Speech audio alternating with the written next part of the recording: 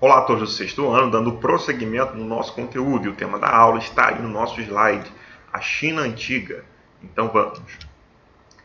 Bom, na aula passada estudamos um pouco sobre a civilização indiana, ou seja, a Índia Antiga. Vimos que existem ainda coisas na Índia atual que são dessa Índia Antiga. Vimos o sistema de divisão de castas, algumas religiões e etc. Então, a Índia, assim como também a China, se localiza nesse extremo oriente. Então, a aula de hoje falaremos sobre essa China nesse extremo oriente. Bom, em relação à origem e à localização geográfica dessa China, por volta já de 6.000 anos antes de Cristo, ou seja, já se tinha a população chinesa no vale do rio Huanghe, ou Rio Amarelo. Explicarei por que ele é chamado assim de Rio Amarelo. Mostrarei à frente em uma foto. Mas a partir de 4.000 anos antes de Cristo, eles começaram a domesticar animais, porcos, bois, cabras, etc.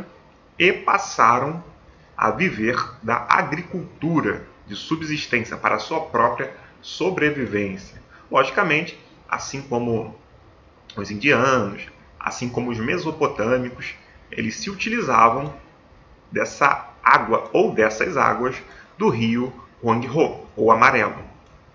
Porque a água é uma fonte para o consumo próprio, para a agricultura, entre outras coisas. Uma observação importante é que, assim como na Mesopotâmia, as sociedades foram se desenvolvendo ao longo dos rios, a civilização chinesa também se desenvolveu ao longo do rio Amarelo.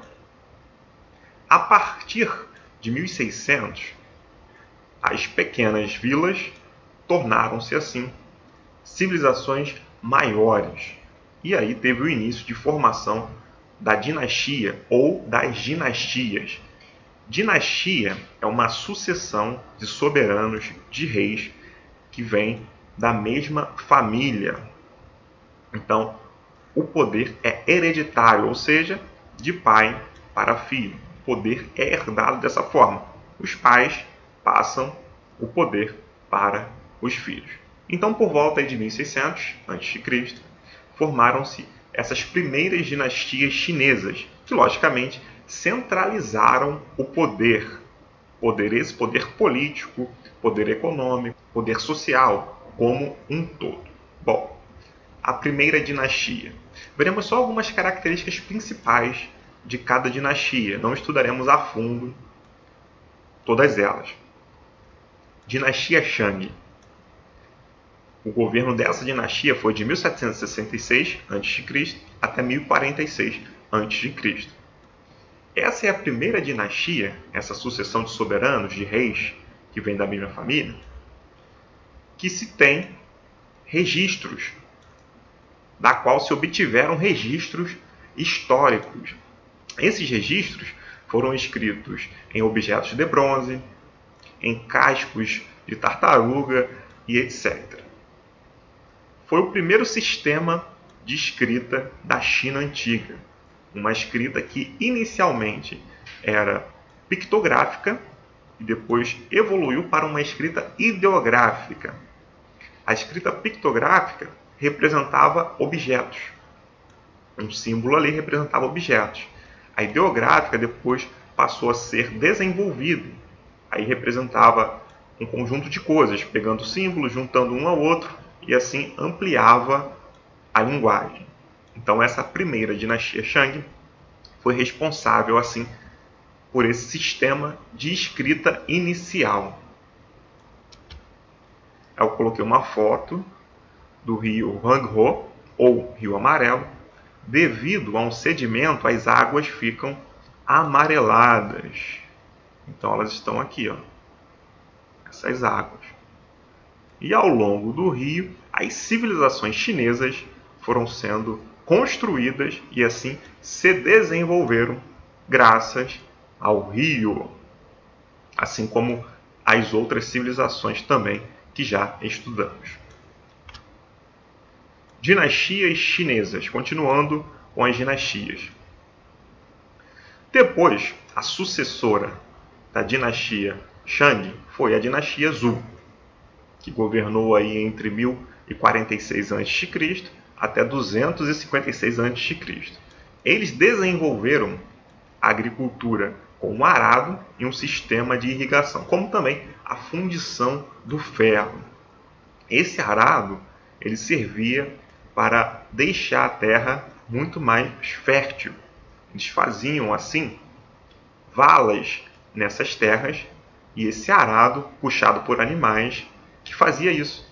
Então se tinha uma fertilidade muito maior também por conta disso e a agricultura se desenvolveu. Tanto é que eles plantavam arroz, trigo e etc.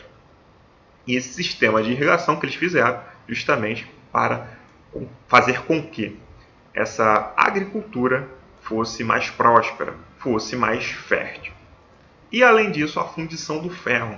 Se utilizando o ferro, eles passaram também a construir instrumentos muito mais fortes. A dinastia Qin, 221 a.C. a 206 a.C. Dentro desse contexto, houve a unificação dos estados e reinos, porque até então eles não eram unificados, eles não estavam juntos. Assim, Shi Huangdi tornou-se o imperador, ou seja, o primeiro imperador da história chinesa. Então ele reuniu esses estados e reinos. Então um império é quando se tem vários reinos, quando se conquista vários reinos e assim esses reinos são unificados, eles ficam juntos, de modo que isso aconteceu através do primeiro imperador chinês, Shi Huangdi. Como também ele construiu a Grande Muralha da China, que tem uma extensão de 8.000 quilômetros. Mas qual era o objetivo de se construir essa Grande Muralha? Porque povos como os mongóis, como povos da Manchúria, estavam invadindo. Então, como uma espécie de proteção, ele construiu essa Grande Muralha ao qual eu falei. De modo que os escravizados foram quem construíram essa Grande Muralha. Lembrando, também os chineses se utilizavam do trabalho escravo. Esses escravizados, eles eram conquistados através das guerras. Então, todos os povos antigos, eles se utilizavam assim do trabalho da mão de obra de pessoas escravizadas. Não era uma escravidão preconceituosa, racial, e sim uma escravidão a fim que eles viessem sobreviver às custas do trabalho de outras pessoas. Então os chineses, aí nessa dinastia Qin, fizeram isso e construíram um imenso império. Outra dinastia que veio substituir a dinastia Qin foi a dinastia Han, que governou de 206 a.C. a 220 depois de Cristo. Houve uma expansão territorial muito grande para esses chineses. E eles construíram também o que é chamado aí de Rota da Seda, que foram rotas, caminhos comerciais que o Oriente fazia assim com o Ocidente. Ou seja, um comércio que era realizado entre o Oriente, esse extremo Oriente aí chinês, com os países, as regiões ocidentais do Ocidente. Também dentro desse império, com a dinastia Han, o mandarim tornou-se assim a língua oficial do Império Chinês e também se tinha ali o budismo que vimos na aula sobre Índia. O seu fundador teria sido Siddhartha Gautama, o Buda, o Iluminado e etc. De uma forma geral, eu coloquei aqui algumas invenções chinesas. O papel, que contribuiu muito para os escritos, para a administração, se utilizando da escrita no papel. Em relação aos egípcios, eles escreviam no papiro, aquela planta aquática que eles transformavam assim numa espécie de papel, mas não era papel, aí eles escreviam pintando. Agora com papel o registro ficou bem melhor. No caso dos mesopotâmicos, principalmente os sumérios, eles tinham a escrita cuneiforme, Eles escreviam em tabletes de barro molhado e colocavam assim para secar. Então, os chineses eles foram além e desenvolveram o papel.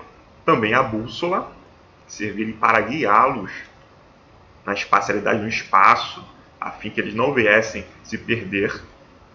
Contribuíram também com a criação da pólvora, que posteriormente contribuiu muito para as armas de fogo, e entre outras questões que esses chineses contribuíram para a história e o desenvolvimento da humanidade como um todo. Eu coloquei uma foto da muralha da China, 8.000 quilômetros de extensão, claro.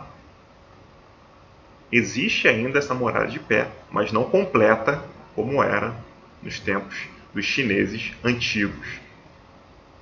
Então teve um trabalho muito grande de escravizados, a fim que essa muralha ficasse dessa forma, lembrando do tempo em que eles viveram, onde não se tinha assim técnicas muito evoluídas para se construir algo de tal magnitude, de tal grandeza como essa muralha da China.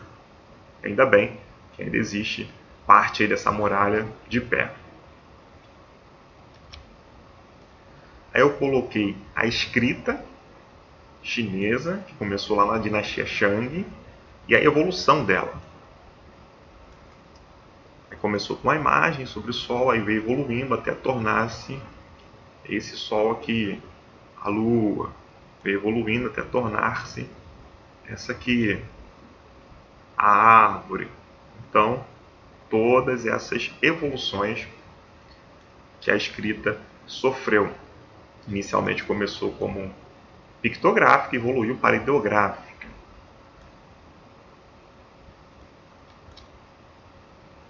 Aí eu coloquei uma frase de Confúcio, que foi um sábio, um filósofo chinês.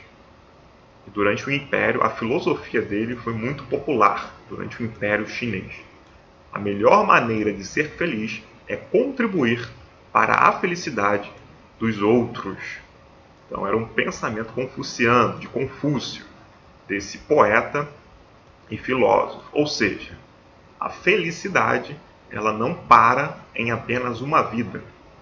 Ela não fica presa a uma pessoa. Porque, segundo Confúcio, a melhor maneira de ser feliz é fazer com que essa felicidade alcance as outras pessoas. Você será feliz fazendo os outros felizes. Então, é uma baita reflexão filosófica, já que também essa questão filosófica no Oriente era bem presente. Existiam filósofos, como estudamos na aula de filosofia, no Oriente. Enfim, bom gente, espero que tenha ficado claro e até o próximo vídeo. Valeu!